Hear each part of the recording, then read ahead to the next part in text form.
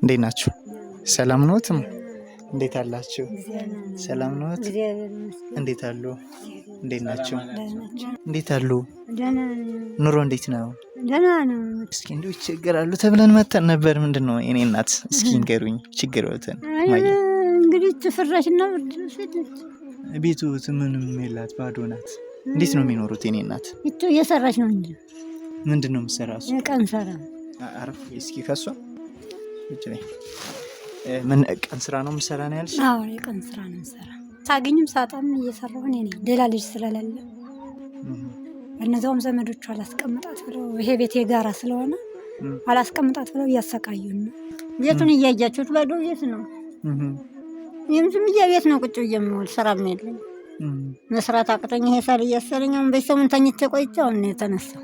ያሞታል ሀገር ያውቃል እያሰለኝ አሁን ሳጣም ሳገኝም እሷን መቃለብ እኔ ነኝ። ስናገኝ እንበላለን፣ ስናጣ እናድራለን። ምንም ማድረግ አይቻልም ስራ ስለሌለ። ሰላም እንዴት ናችሁ ውድ ቤተሰቦቼ? እነዚህ እናቶች እንግዲህ ታያቸዋላችሁ። እናታችን ታማሚ ናቸው፣ ይታመማሉ፣ ጤናም የላቸው። እቺታችን እንግዲህ ቀን ስራ እየሰራች ነው እቺን እናት የምትመግብ ማለት ነው። ለዛውም ቀን ስራ በጠፋበት ሰዓት ስናጣ ጦማችን ነው የምናድር እያለች ነው እንደሰማችኋት። የሚተኙት ከዚች ነው። እንደምታዩት ከቤት ምንም ነገር የላቸው፣ ቤቷ ባዶ ናት። እኒህ እናት የሚገኙት ባህር ዳር ቀበሌ 17 ጎርደማ ገብርኤል ፊት ለፊት 200 ሜትር ገባ ብሉ። እኒህን እናት እንግዲህ ልናግዛቸው እኛም በዛ ተገኝተናል። እናንተ ደግሞ ይሄን ቪዲዮ ሼር ላይ በማድረግ ትብብራችሁን አሳዩን። ከመጨረሻው ተከታተሉን፣ ሼር አድርጉልን። መጣኔ እኔ እናት እሺ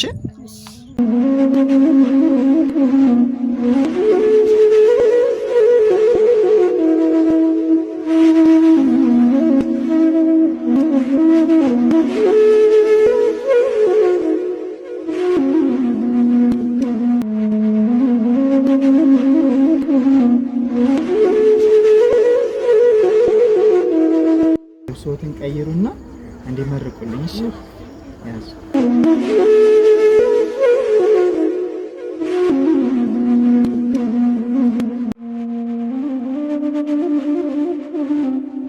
አምሮብዎታል? ደስ ብሎታል? አዎ ደስ ብሎኛል። በቤት የመድኃኒዓለም በቸገራቸው ጊዜ ትደርስላችሁ። አሜን። እግዚአብሔር ይስጥልኝ፣ ቤታቸው ይሙላላችሁ። አሜን። እሺ ይሁሉትማ። ይሄንን ልብሱን እንደዚህ ድምቅ ያደረጓችሁ እንደገና ይሄ ፍርናሽ አለ፣ ብርድ ልብስ፣ ጤፍ፣ ዱቄት፣ በቆሎ አለ። እንደገና ደግሞ እቺ 8000 ብር ናት። እቺ 8000 ብር አለች። ይሄን ያደረጉላችሁ እሰይተ ማርያም ትባላለች። ከጓደኞቿ ጋርና ከልጆቿ ጋር በመተባበር ነው። እሺ እነሱን ይመርቁልኝ። እግዚአብሔር ይስጥልኝ፣ እንደዚያው ከፍ ያርጋቸው፣ ጤናቸውን ይስጣቸው፣ አሜን። ይሙላላቸው፣ ያጉልባቸው በዚህ ልክ አሜን። እናንተንም ተባረኩ። የመጣችሁትም እናንተ ጭምር ነው የምትመረቁ። እግዚአብሔር ይስጥልኝ። በዚህ አሰባችሁ እናንተም ለፍታችሁ ደክማችሁ፣ እነሱም ደክመው ለፍተው ነው ያገኙትና ይሙላላቸው፣ ልጆቻቸው ይጥቀሟቸው። እኛ እንዳሰቡን ሌላ የሚያስብ ይስጣቸው፣ የሚያስብ ልጅ ይስጣቸው። አሜን። እግዚአብሔር ይስጥልኝ። አሜን። ዘራቸውን ይባረክልኝ፣ ወለዱ ይክበዱ። እመቤቴ መድኃኒዓለም ደግሞ እዚህ ልክ ለእኔ እንደሞሉልኝ ለእነሱም ይሙላላቸው፣ ያጉልባቸው። እናንተንም ጭምር እናንተን ጭምር ነው የሚመርቅ። እናንተም እግዚአብሔር ይስጣችሁ፣ ይህን ተሸክማችሁ ይሄን ለፍታችሁ እናንተም ደክማችኋልና እንደ ደከማችሁ ድካማቸውን ይቆጠራላችሁ፣ እናንተም እነሱን ይቆጠራላችሁ። አሜን። አሁን የመጣው ክረምት ነው። እነዚህ እናቶች የሚለብሱት የለም። እዚህ መኝታቸው አስቸጋሪ ሁኔታ ነው ያሉ።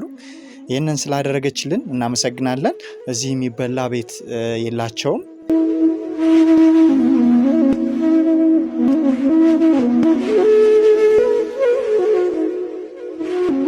እንደዚህ ደስ ያለውን ጸጋ ይስጣቸው፣ ደስ ያለውን ጸጋ ያለውስልኝ። አሜን። ሰላም ጊዜ ይሁንልዎት። እሺ እንሂድ። እሺ ሰላም ሰላም።